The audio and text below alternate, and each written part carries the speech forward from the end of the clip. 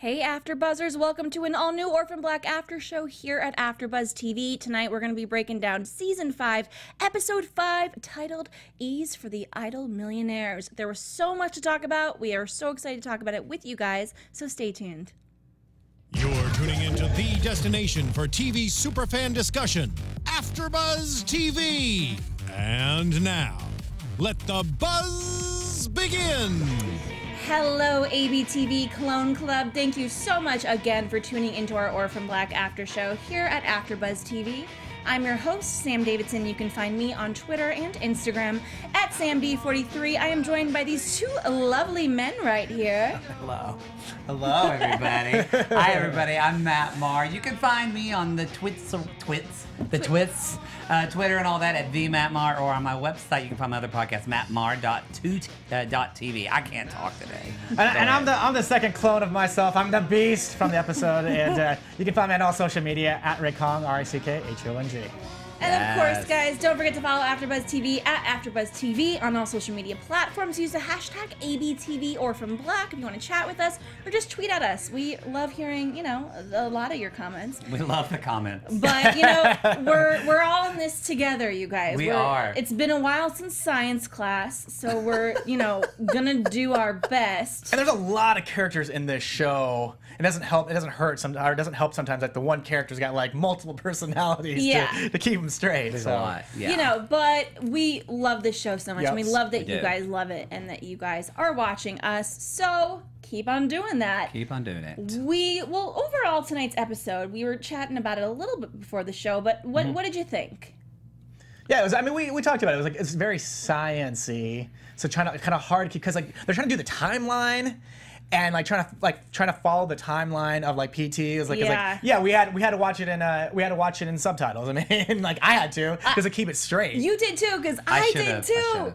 I was like, it took me, I think, you know, it's 40 minutes to watch, and I think it took me about 60, 75 with the subtitles. 75? Oh. I did have to rewind. I was knitting, and because I actually do knit, because most men do, you know. Where's my sweater? I know, and so I was knitting, and then I was like, finally, I have to put down my knitting and watch the show, because I was losing things and rewinding. Yeah. It was definitely a complicated one, but I do feel like once we dissect it, which we will, we're going to get some clear answers, which I'm sure everybody picked up on. But if we mess up, please leave the comments and we'll look at them. And or throw it in the chat, and we'll be like, oh, hey, this person said this, and they corrected us. So. Yeah, Matt is in the live chat, and he's gonna, you know, give some funny shout outs if you want, and theories. Like I said, we're all in this together. Yeah, I mean, we're at the midway point now. We are halfway. Half the season is gone, and I mean, I know, right? I don't want it to go. I realize that, and I'm a little bit upset because I feel like we're getting so much new information that I want more old information. But I guess that's what last season was for. So let's start off talking about Sarah, who shockingly had a minimal than usual storyline in this episode. She did, but it was kind of like, I was just like, good for you, Sarah Sugar. Good for you. You just got a break. Cuddling with Kira and Mrs. S. She just needed like a night in, like a popcorn and movie night. We didn't do that, but I was actually very happy for her. I wanted her to have some calm. That's true. She's down on some cold island with like a stab wound. Yes, like she needed a break. Yeah, vacation. Yeah, a little bit of a vacation. Have a cup of tea. I don't know what you have. Or, you know, a tea with something else. Yeah, exactly. But I think at the end of the day, what she needs is Kira. Kira is her person, and she wants to make sure Kira is okay. Yes. I'm very happy that this episode, they kind of came to middle grounds. You know what? We've talked about this show before, that other people, like in predictions and stuff, have said. Was it you that said that, like, that Kira's gonna be like a psychic, or not a psychic, but scoping Rachel out and like kind of hoodwink Rachel. Yeah. Nobody uses the word hoodwink anymore. Cut her to the chase. Okay. Cut to 1982. But yeah, she's gonna like trick her or maybe like play the game. And I was kind of like, no, I don't see Kira doing that. And but now I can, because I love that it's Sarah teaching her how to do it. Like that makes more sense to me as a viewer. They're just not making this jump that suddenly now Kira's like super smart and knows how to play the game. And also I think that's so, again, I said the other week, like it's totally like Mrs. S and like Sarah's becoming Mrs. S and like teaching Kira who's becoming Sarah. I just hope in like 10 years if they reboot the show, it's going to be like You're already on a reboot? I know, we already sorry. Rick, what do you think I went down a wormhole. Sorry. of Kira's development? Yeah, it's nice to see that she's not so bratty. Like, I thought that last episode, she was just a little bitch. Yeah, she's a little bitch. And I understand, you know, she's a kid. There's been a lot of frustrating things going on. And sure, if you're a kid and there's something that you have, like these extrasensory powers, yeah, you want to know why. Every kid always wants to know why they're different. Yes. If they're different. It doesn't matter if you have telekinetic powers, the Force, or whatever, or if you're just deaf or, you know, or blind, whatever it is. If you're Asian, you know, like whatever. Whatever. So I understand like the frustration part of her, but so it was nice to see though that like she's chilled out a little bit. How old are we thinking Kira is at this point? I'm kind of blanking on that point because, like we said, this show for us has been 5 years. 8, 10, maybe 8, 10, maybe even 10. Maybe even 10. 8 to 10. Yeah. I don't know if I'm doing this thing right. I don't see the comments actually. I did. It's on my iPad. You guys let us know. Let us know. Yeah, They're on your computer too. Let us know what you think. I also really liked the conversation between Kira and Sarah about Helena and about that connection that Sarah felt for the first time when she was on the island at the beginning of the season / end of last season. And you brought that up. You had said that. Like, for me, I just thought that it was her. I thought it was hallucinating Sarah. in a way? Her hallucinating, or like using that as like motivation. You know, like thinking it's like, okay, even if I'm exhausted, I'm bleeding out, and I'm delusional, I have to think of my daughter and find the strength to keep going. And so when you brought it up last week to say like, oh, it was this and this, I wasn't 100% behind that. But then today she brings it up, and I'm like, you were completely right. Thank you. I love hearing that. It doesn't happen a lot, you guys. Yes, it really doesn't. I mean, it's a weird show, so it's impossible to say, you know. But you were right. It was like there was a definite like psychic connection to her to say, Mom, yeah, keep going. And I mean, I love that. Oh, sorry, go ahead. No, go ahead. Well, I was just going to say that there is something that Kira has had with all of the other clones throughout this entire thing. And I like that it's an exchange of Sarah's knowledge and Kira's knowledge now. Yes, that she's like, and again, it's so, you got to think about Sarah's daughter. Wouldn't be like, oh, Mom, I'll help you because I love you. It's Sarah's. So if it was Sarah, she'd be like, what are you going to give me to help you? Like, that's totally just in the scheme of the character, and I loved it. Yeah, and I think it was Mrs. S and Sarah last episode. I think they had a conversation that said Kira is old enough. She needs to know things now. Yes. It was last episode. Yes. Yeah. There's enough with keeping her in the dark, and I think it's just going to continue to get worse if she's not. So I'm glad that we saw that happen, and that we also talked about these code names, which I feel as though going back at the end of this season when it's all over, it'll make sense. But they're using different like animals to represent the different clones, and Rachel was an elephant, which was interesting to me because Kira said something. She's an elephant because do you remember what she said at all? I was thinking elephant because it's like because elephants have the best memory. No, she said she's an elephant because she's scared of mice. Yeah, and Kira is essentially, Kira knows that she's part like a mouse. Yes. In a way, like well, doesn't Sarah calls her? That's her nickname for her. It is, but also, we have this whole, what are they calling the mouse? Spike mouse. Spiking me out. Spike, I can't talk. Meows? Meows, that's a cat, dude. Meows. Yeah. No, they're called, I wrote it down because I loved with the scene kind of when they were interplaying between like Cosima and then Sarah and the whole, there's something up with this whole mouse that Rachel has given Kira, and so I guess they gave the mouse the Lin 28, right? Yeah. Am I jumping ahead? Well, because she was saying that the mouse, that specific mouse, has a lot of properties that are similar to a human body. I think, or the biology of a human, and like they mentioned it briefly about Leaky before he got. About how that was kind of the stuff that he was into, I think. There was a very interesting scene, which is one that I was very glad to have subtitles for. This scene specifically with Mrs. S, Scott, and apparently, I couldn't remember the other guy's name, so I looked it up on IMDb. Hell Wizard is what he is credited as. Oh, right, okay, dude. sure. Oh, yeah, well, that guy came out of we really haven't seen a lot of him. It's just been more this season. I feel like. Oh, spiny mice. Spiny mice. Yes, thank you. I don't know why I can't see the comments in my thing. Maybe my iPad doesn't work. It's a bunch of... they're all on you, it's not even sugar. playing. I'll do it this way. Go ahead. You guys keep talking. So they have a beautiful mind board, essentially, where the three of them, Mrs. S, Scott, and Hellwizard, apparently, are putting together all of the history of the Leda clones, of the Castor clones, and, you know, we have Leaky, the island, all of this. So I'm just going to read to you guys exactly what I wrote down. Okay. And I'm going to leave it up to everybody. So they know a lot about PT's early life. He went to elite boarding school, then university, and publishes on the science of Neolution. Then he disappears into the jungles of Southeast Asia at the beginning of the 20th century, and then the movement went dormant. Until the late 1950s, that is, when the name Neolution is revived by obscure academic circles at Cambridge.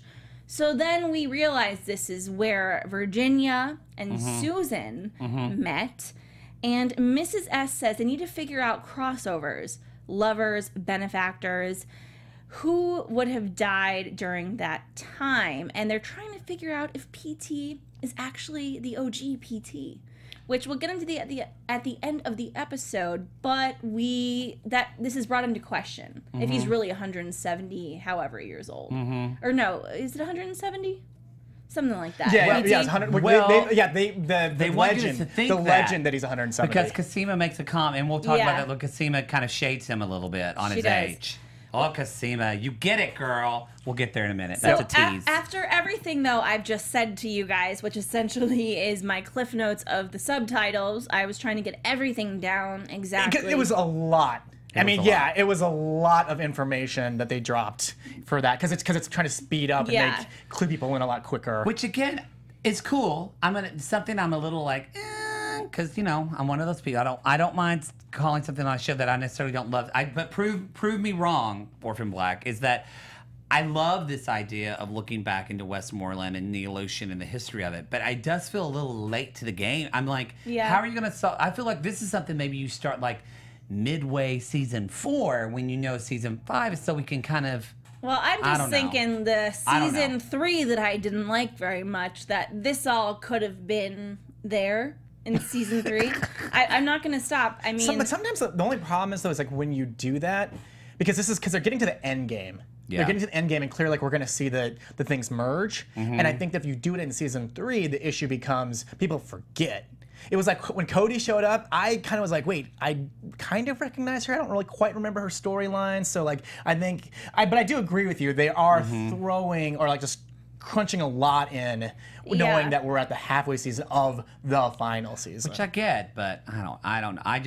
I want to know more about the clones themselves, which I do think we will continue. I think that since we're halfway through the season, the rest of the season, I'm hoping, will a lot more be devoted to story as far as the clones are concerned. I think so. And again, the show proved me wrong in that I literally was typing when I was watching this. I was going, okay, can we just figure out this bear man thing? Like, what the hell is this guy really here quick for? too, by the way, Julia Nunez says, I call bullshit on PT being the real PT. Yeah. Yeah, I think she's right. I think she's right too. So maybe that's why, hopefully we're going to find out. That would make sense because, again, with the Merriman, I was like, what's the point of this guy? I feel like they're just putting him in at the last minute, and then we'll talk about that later, but they took care of that. Well, but that would make sense if Westmoreland was not. We'll see. Yeah.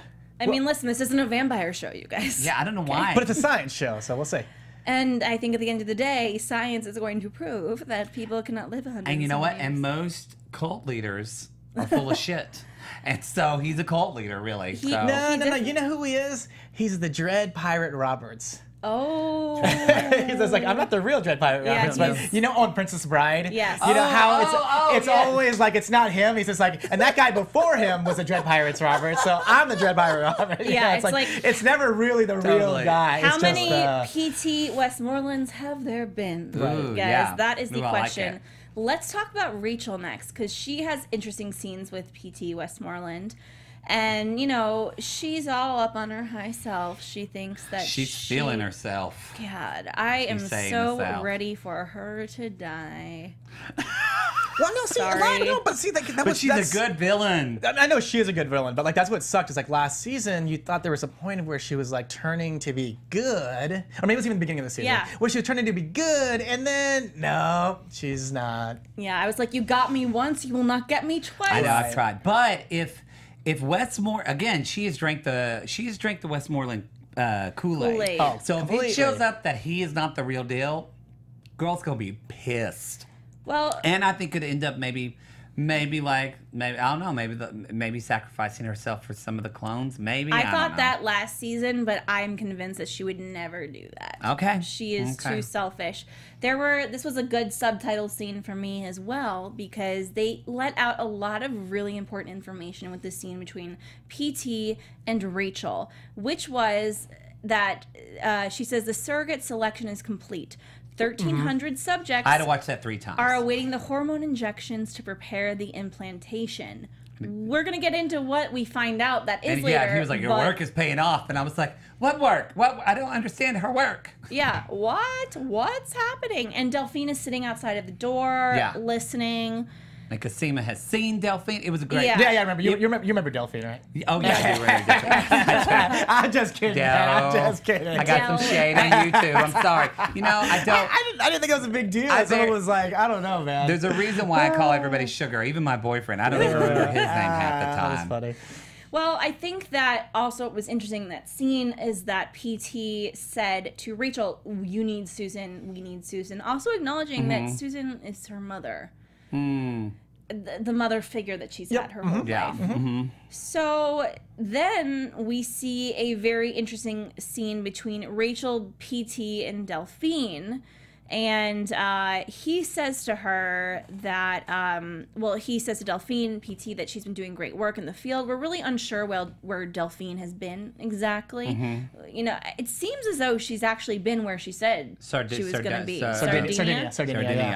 Yeah, and she had a gold mine there. There was a lot of great work, but she was hoping to get back to Geneva this week, which was a callback from last episode with Felix and Adele, that they're going there. So, I mean, obviously, this is Mrs. S. is very... I love that Mrs. S is still pulling strings. You know what I mean? Like, she really still is like... She's still, in a lot of ways, at least as far as the good people, she's really the one in control. Really, if you think... Or she doesn't appear to be out of control. She understands the big picture, I think, better than probably anybody else on this show.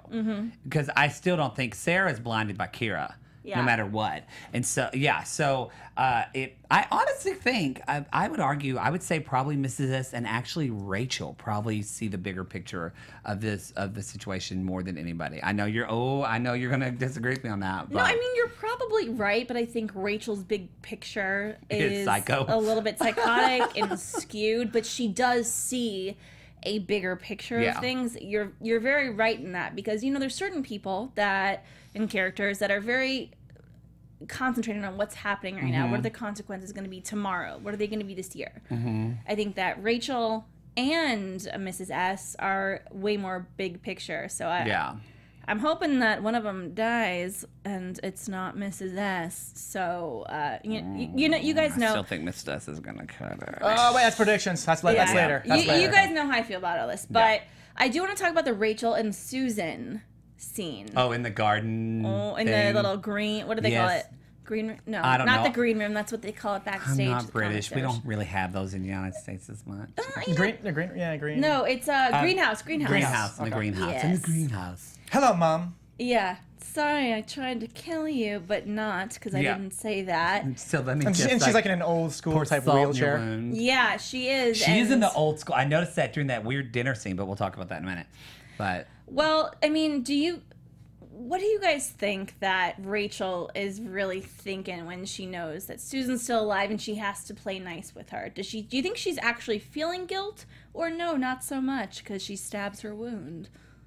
Oh, where she kind of like, yeah, she's like, just so you know who's boss, lady. Yeah. She has no heart. Well, thank you. I think she doesn't. You know what it reminded me of? It reminded me of like when I'd be like acting out at the mall or something, and my mom was trying to shop, and she just knew exactly like where to pinch me a little bit, where I would go ah. But the reason I thought of that is because I think that Rachel. She is scared of losing power, and right now, she, again, like I've said, Rachel has daddy issues. Like, and so with Westmoreland loving her and like giving her all this praise, I think she feels like she's like the matriarch now. She's the woman in charge, and you know they talk about later like that Westmoreland always is about dividing women, and so I think she feels like she's the woman in charge. And now with Susan coming back, I think she definitely is not happy. She's threatened by her, and I think she still wants her dead. That's what I think. And sometimes, you know, it's always like that with certain people, like when it comes to like their parents, it's like the repressed parental thing. It's just like, you know, you felt repressed by your mom or your dad for some weird reason, like that grudge still exists even as an adult. So maybe that's like another part of it. Yeah, I mean, because at the end of the day, too, think about each of these clones. They could each have their own movie/TV series about what happened to them before this show started. Sure. Ooh, that's a good one, too. Well, we got a little bit of that. When we'll talk about, I mean, again, when we talk about, because I feel like I'm just teasers. I just keep saying, in a little bit, guys, we're going to talk about you know it. what? That's fine. Cosima, hey, if it keeps them tuned in, why not? Cosima was the chunk of this episode. She was a chunk of this episode. Which I think she is, you know, top 2 favorite clones for me. I'm a big Cosima fan. So you're Alison and then Cosima. You know, I'm going to say top 3, I guess. We don't know a lot about Crystal, but I think she's freaking hilarious. I love Crystal, too. I love her. I do. I think for me, I like fun and funny, and Crystal is that for me. And I've always wished that they had more weird clones and, you know, thrown in the mix. Yeah, but see, that's why I like Helena. Yeah, well, she's scary but weird. Yeah, she's funny though too. Definitely, she is funny without trying. Like Crystal, it's a different kind of funny, but I totally see what you're saying. So we have, you know, Delphine and Cosima. They are reunited. And we begin the episode, actually, with Cosima having this dream about Delphine. And it is how she feels.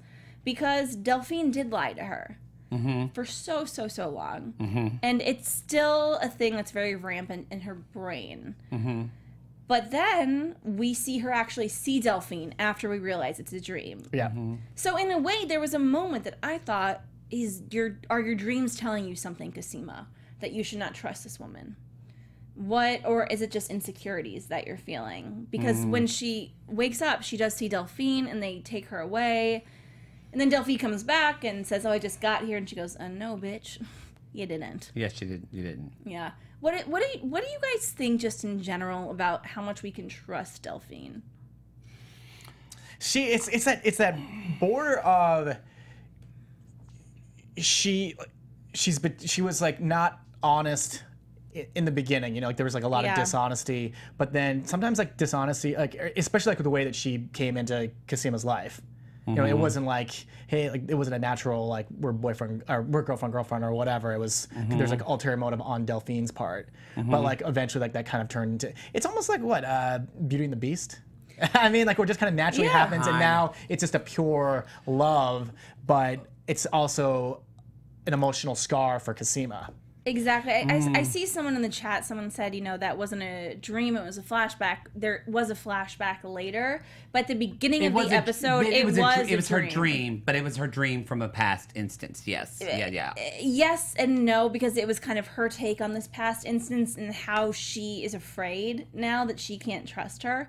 And then she, you know, she pops up, she sees her, and it was a very interesting moment, and we'll get back into that. But I want to talk about Cosima and Aisha. Hey Julia, I'm hoping, Julia Nunez in the chat, I'm hoping that you're actually, this is a misprint, but she says, Delphine can be trusted 100%.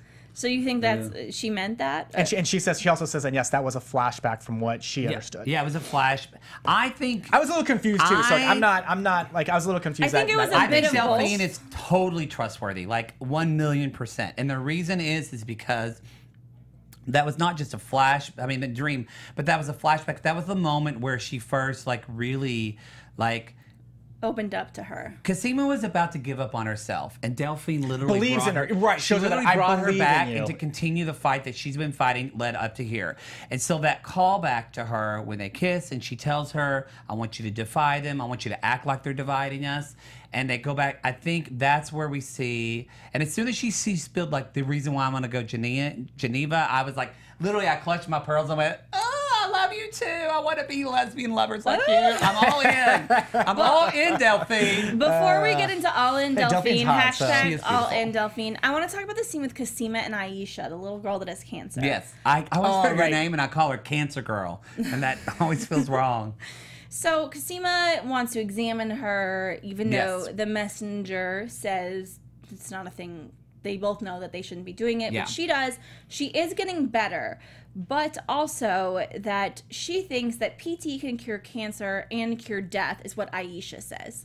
The Yes. whole death thing is what scares me. How can you cure death? Well- Dying, you can cure dying. But to cure death, I think that line was very important because what are we getting into? I Resurrecting think that's related people? to spiny rat or shaky Yeah. rat. Right? Sparky rat? I don't- Spiny. Sorry, y'all. spiny. Yes, terrible it was face. spiny. And Aisha gives Cosima this very important book that is her essential journal. Yeah, journal that of her proves progress. Yeah. Yes. Okay, so then we have to Cosima and Mud. Yes. Poor Mud. God, she's just a nice. I think she has a good heart. She fell in love with the wrong boy. I've been there, Mud. I've been this there. episode only confirmed what I said last week. It was just like Chunk and Sloth. You know what? Chunk let Sloth. I mean, granted, I guess It Sloth really breaks was. his change, but that's what she said. She was like, I felt It bad was. for him. Now I want a baby with And- him. But yes, you were right. I didn't see that love connection. Because she there let him because, go, right? like, Yeah. Mud let him out. She has this humanity that we'll get into more, that PT keeps on talking about the humanity of the clones and everybody else. But yeah, we find out that she let him out. As opposed to thinking, did Yes, Giannis. break out by himself. We find out that Beast Boy's name is Giannis. Yes. Yep. So, and she also says, she tells Cosima, she says, PT is not well. And I still don't know if we know all of that line, because she said he's not well. And I think Cosima just means that he's dying. But I didn't know if it meant he's not well as far as in the head as well. I don't think anybody cares who's well in the head. I mean, listen, Rachel. That's true. we don't have any sane people true. in this. That's true. Well, there also is something interesting that was said in the conversation that happened after that between Cosima and Delphine when they're talking about, PT and even Leaky. So Delphine says Leaky was studying skin and organ regeneration using the same gene in spiny mice, okay? Spiny mice. And that Cosima said they were manipulating tumors, not with chemotherapy, but with gene therapy. So we're kind of starting to get the road, even though, let's just be real. Because Kira had that car accident that she healed from. There's that they talked about in the very first. And it's all getting put together now. Yeah, a little bit. Yes. And also, Delphine doesn't threaten her, but doesn't threaten her at all. But she just gives her a warning. Hey, they know you're digging, and they're not too fond of the diggingness of all of it. Yeah. I actually retract what I said. Besides Mrs. S, I actually think more than Rachel, Delphine sees the bigger picture. Actually, but Maybe I don't But know. I think that I don't know. I think that she's because also too we see. I think my favorite part of this episode, I feel like, tell me if I'm getting here too early, but is that the weird ball dinner thing? Yeah, so, okay, well, let's get into the dinner. Okay. we talking about the dinner? Okay. Yeah, let's get into the whole crazy... That's a weird It was dinner. weird. And I love genderqueer Cosima. I freaking loved Wearing her. a tuxedo? Wearing the tuxedo and oh man, I was just because I was like, they're not going to put her in a dress. That would seem so Un-Cosima. weird. And it was so badass. And also, too, as somebody who is LGBTQ, the show has been such, a cool, way to represent our community. And I just thought that was a great nod to a lot of the LGBTQ fans of the show, Thank you for too. bringing that up, because I completely agree with you. Her choice when they said, here's dresses. By the way, it looked like dresses from, the 1800s. Yeah. And it's a little bit scary and creepy. I'm not going to creep me out. And she goes, no, no, no, no, I am going to wear this. And so Delphine and Cosima walk out. Cosima is in a tux, and, you know, Delphine is in her... Like white, like a pretty white dress. Yeah. Wait, so does this mean we're going to see you in a pretty white dress in one of these episodes? You know what? I have several. I have a dress, actually, in my garage that kind of looks like that, honestly. Well, the reason that they bring Cosima after she invited herself to the party was because she has found out about LIN288. Lin 28. Lin 28. Is it 28A, right? Yeah, 28A. 28A. Lin 28A. So she has put it all together. So that's why she's finally invited to the Cool Kids Club. Yes, yes, Do yes. we have any sort of like even in the chat, guys? Is there any like wording or something from there where like you think that it actually makes sense, like Lin 28A or Lin 28A? Like, is there something you guys LIN 28A? Like, does it mean something that we're like, not? you know, it's like a license plate. Maybe does it? I don't know if there's anything that maybe if you guys have caught anything. Like that's what I kept trying to decipher with the way that it was spelled, or if I'm just like maybe it's just a sequence and it doesn't. So how is it spelled? Because I didn't have the subtitles on. So Yeah, no. Oh, it was LIN28A. Yep. At least on subtitles. On subtitles, maybe, That's true. That should could be be right. wrong. But Well, That should okay, be right. so during this dinner party, there was a lot of talk about Darwin and taxidermy. I loved that. Loved it. And I'm trying to dissect this the best I can, but It was very I think that, thick. I think PT essentially thinks he is the next Darwin. I'm not sure what exactly he's trying to do, but things aren't brought up for no reason. And I liked how PT said, he gave his explanation of like Darwin and how it relates to taxidermy, and then Cosima corrects him and says actually, and then she like has like a whole different rebuttal to that. So like they're already kind of testing each other. It's like saying like, you know, she's like very she's standing her ground. She's standing her ground. Will you read Amanda Lork's? Yeah. So Amanda says LIN equals Lida, including Neolution. I like it. I like it. I'm not sure about the middle, the including. I think the including is going to be something else we'll find out, but I think that you are right. Lida, Neolution, the middle that we will basically figure out. But this was a very awkward dinner party. Very awkward. It was. Oh, and It's like, guess who's coming to dinner? Yeah. well, speaking of spinoffs, when Cosima started talking about her parents, first of all, I got teary because that's something. Again, fans can tell us because you know my memory's for sure. But is this the first time we've heard about Cosima's parents? A little. This was. I feel like we got maybe a hint before, but like we found out more about them, right? I know. I really did want a Cosima episode of her past. I think we talked about that the last yeah. time. But if this is what we're getting, I mean, I'll take it. But they're Because very, we're at the midway point, so there's we only have so much you can do. 5 episodes left, but yeah, they are in love. They're professors that live on a houseboat. They travel. They don't know she's sick. I was like, they are bad parents because it feels like it's been so long. I'm like, you need to catch up with your kid a little bit more. But I guess it's only been. It hasn't been 5 years. They haven't seen their daughter. It's been like what, like maybe a course of a year. Yeah, or something like that. But still, I was like, come on, my mom would be bugging the crap out of me. Mm-hmm. Well, you know. But it was great to hear that. It was great to hear that. After this dinner, it's actually mid-dinner. Delphine has to leave because the chopper to go to Geneva is there. And the two, Delphine and Cosima, go back to the bedroom to change. And Delphine, during the dinner, had thrown Cosima under the bus, saying that she was in the basement. And she saw that. the monster. So I'm thinking, oh, God. Like, why can't we just clue each other in on our, like, plans? Because, wait, you know what, though? Someone actually said, it like not recent, like here in the thing, but it said that Delphine's long game is to help them, but in her own way. So that's why she has to hide some things. That's like Mrs. S, and like we'll get to the end of the episode, but I think they both have the same thing going on. I think she does, but I think what's torn about Delphine is that she truly loves Cosima, and she didn't expect for this to happen. Well, there is an interesting moment that you brought up earlier, Matt, that Cosima says to Delphine when they kind of come to terms with everything and they're on the same page. Cosima says their relationship is that she pushes too hard, Cosima does, and Delphine does things without her consent. And at first I go, is this a breakup? Is this the end? But is this goodbye? No. It was more of an agreement or recommitment. Then Delphine says, let's go back. You go back there and act like they've divided us. And they haven't. Again, their little secret romance / plan is coming. It's hopefully coming together and on the same page. So then we go back to this dinner party from hell, and PT has Giannis. His tooth that they found, and you know, he's killed a guy already, and he's on the loose.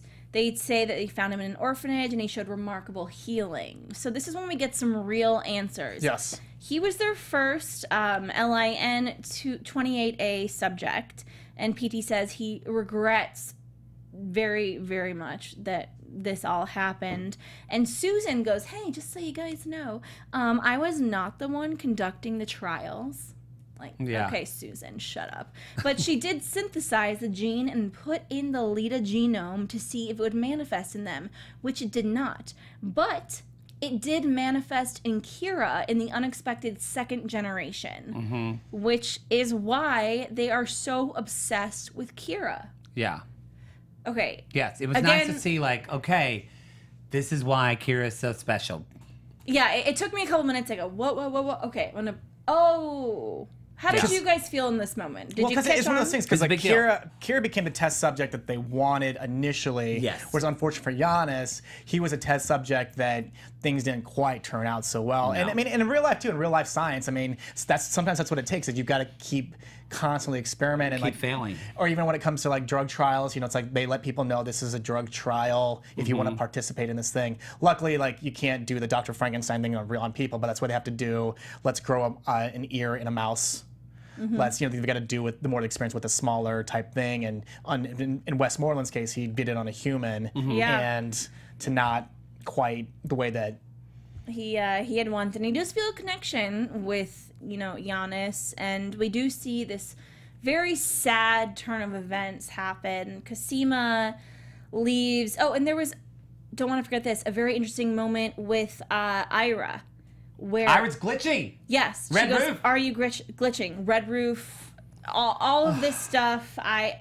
Really quickly, what did you guys think about this red roof thing? Because I can't tell if he's The roof is red, yeah. If he's trying to give Cosima a sign, or if he is actually just glitching. No, I think he's glitching. That's. I think it was interesting. Although I feel stupid saying I think it is what it is. You know what though? But they have been referring to he's been regressing and having some issues throughout this season. Susan asked at the beginning of the episode. Yeah. He's having some mommy issues, okay, guys? I still want to see his brother. I don't think it's a signal. I think it's like you were saying, there's like some sort of regression or glitch going on. He's so hot. I love his skin. I'm sorry. All of them. All of them are so cute. So Cosima leaves. They have that interesting moment, and then she goes down because Giannis is. He just wanted to come miraculously back. Miraculously back and chained to the wall. Yeah, exactly. Yeah, he's back, and she goes to the basement. She hears this music, and she sees PT sitting there with a gun with Giannis in the cell. Yes. And he wants Cosima to shoot him, kill him dead. Which, in the dinner scene, we saw that he goes, "You're so interesting." PC said to Cosima, "You have humanity and this other part to you, but humanity is such a big part." So she's about to shoot him. She can't. Yeah, she can't do it. And she says, "You can take my life away from me, but you cannot take my humanity away from me."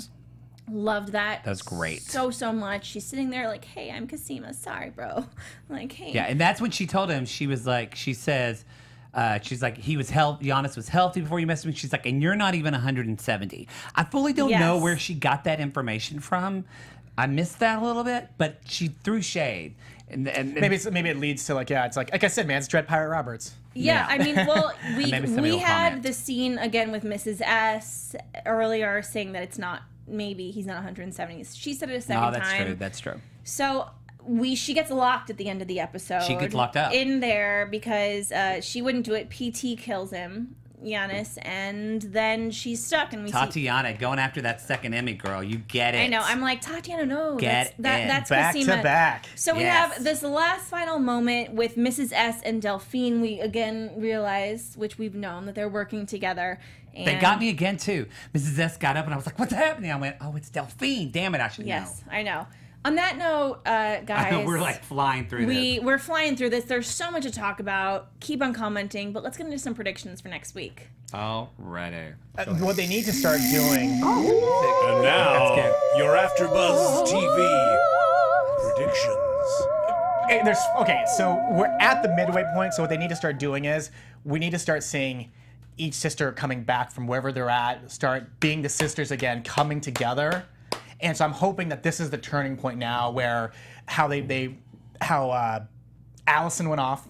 So okay, I'm hoping like maybe not next episode, but the episode after that we see the return of Alison, but maybe we see a couple more sisters start getting together or start communicating in episode 6. Okay, I like that one. I love that so much. That's all I want. I want to see nail tech. I want to see nail tech. Someone's gonna die. And I know this Giannis guy died, but we don't care about him. Like sorry, guys, he died. BT does. Yeah, he died. Sorry. Somebody real has to die. Like, they've got to start just trimming the flock here because there's so many. That's my. I don't know who's gonna die, but I even feel like next episode someone may die. Well, I like that one. I'll hold you to that one. Yeah, I mean, there's got to be more deaths as much as we don't want them. Announcement, guys. Next week, we have Josh Vokey, who plays Scott. He is Skyping in. I, unfortunately, am not going to be here. Kelly will be here. You guys will be here. We're excited. Yep. And it's going to be a dope interview. And actually, Oh, you might not be here. I may not be here, but another version of me will be here. Clone 3, possibly, or maybe not. Oh, so. Look at that. Well, we love you guys. We love your theories. It's so much fun talking about the show, especially this episode. Glad I put the science together. I mean, I feel like I finally did my 7th grade science teacher right. Good for you. No, you did a great job. You did a great job. Great job, as always. There's a lot going on. So there is so much going on. We love you all, and we will see you next week. I'll be in the chat. Don't forget to follow us one more time, guys. You can follow me at Rick Hong, RICKHONG, on all social media. And you can follow me at the Matt Marr, 2 T's, 2 R's on all social media. And you guys can find me, Sam Davidson, at SamD43, Twitter and Instagram, and at SamDavidsonEntertainment.com. And we will talk soon. Bye, guys. Bye. Next week.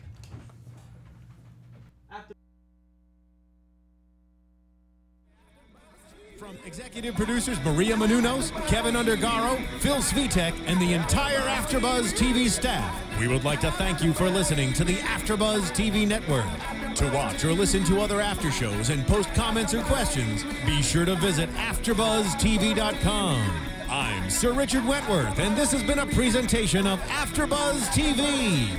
On you later. The views expressed herein are those of the host only and do not necessarily reflect the views of AfterBuzz TV or its owners or principals.